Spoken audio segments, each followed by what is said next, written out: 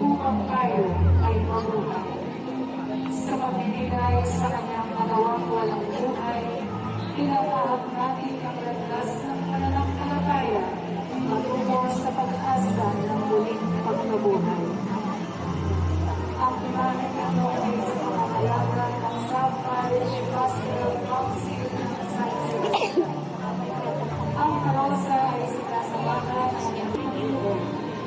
Pinagulay-gulayan ni Maria ang mga naging kasangkapan sa pagpapahirap sa kanyang anak.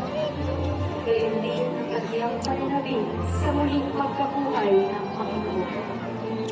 Ang imahe nito ay mula sa pamilya ng Lumao bilang Soledad Morales. Nuestra Señora de la Soledad, ruega por nosotros.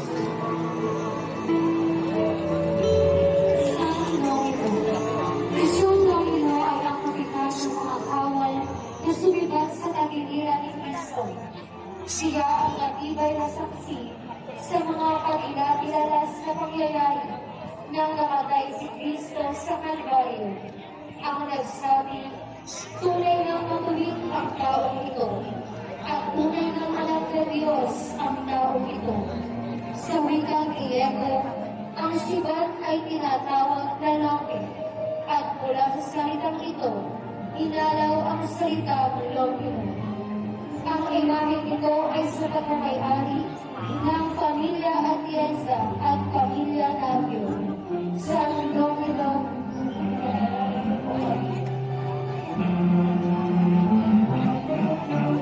San Jose Arimpera, isang mayaman na pinagalaman ng lugar ng Salawi. Si Jose na magagagamira ng isang mabuti at magaling na tao na kabilang sa mga naghihintay ng pagdating ng paghahari ng Diyos. Isang piling na alagad ni Jesus tulad ng Lutero dahil sa maging nilang tao sa Lubyon. Subalit nung mamatay ang Panginoon, nalalagad siyang nagtungo kay Pilato upang hindi ng bangkay ng Panginoon upang iliwin. Ang imahe nito ay pagmamayari ni Ginoong Warner Salamat at ng pamilya Gregana. San Jose Arimpera, Pinalangin po.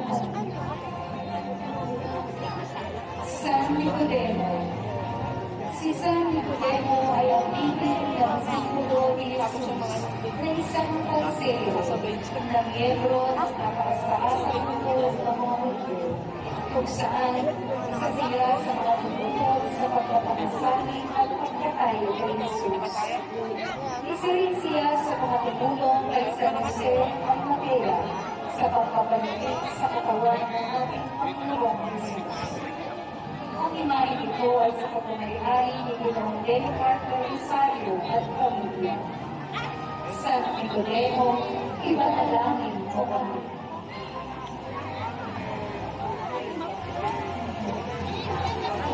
Santa Susana, isa siya sa mga kababaihang tagasunod ni Jesus, kasama ni Juana ni Musa, na nagtustos para sa ministeryo ni Jesus.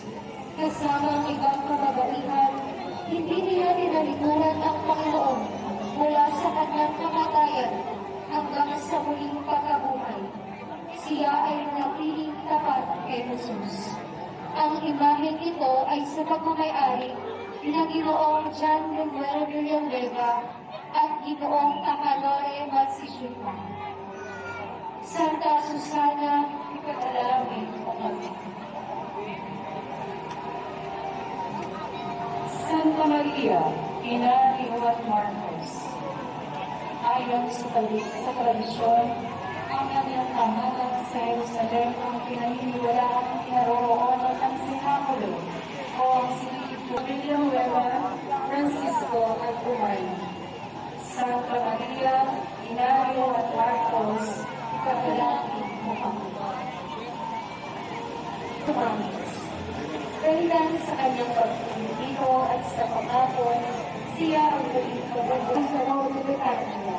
Ipanalangin ko kami. Santa Maria ng Dalangit, kapatid ni Santa Marta at San Lazaro. Si Santa Maria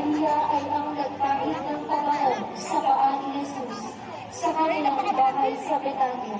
Jesus, habang abalang-abala si Santa Marta sa paglilingkod. Ang inangin ito ay sa pagmamayari ng pamilya Reyes sa pagtataguyod ni Ginoong Ariel Valentino at Panginoon.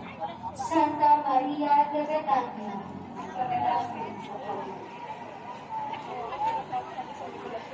Santa Marta.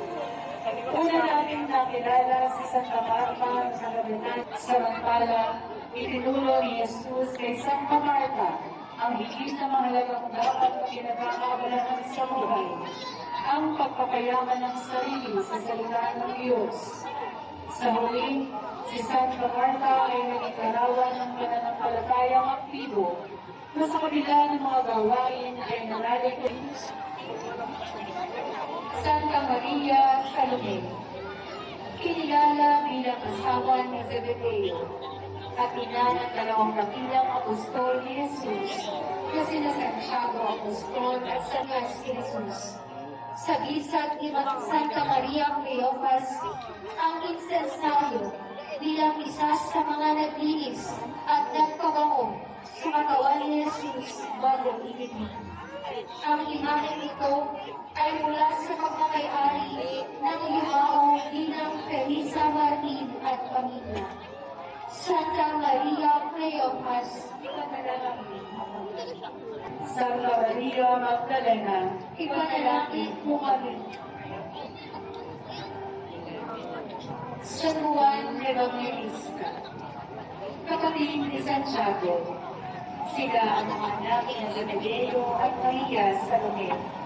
Pinagurihan silang pinakamamahal na alagad dahil sa lahat ng mga apostol.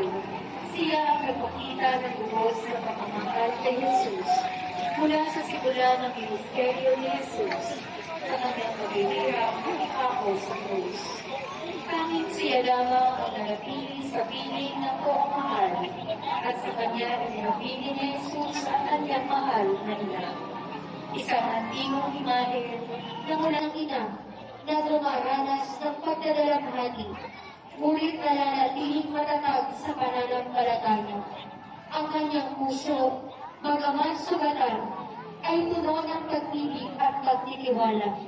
Ang larawan ng mata na Kanina mo ba?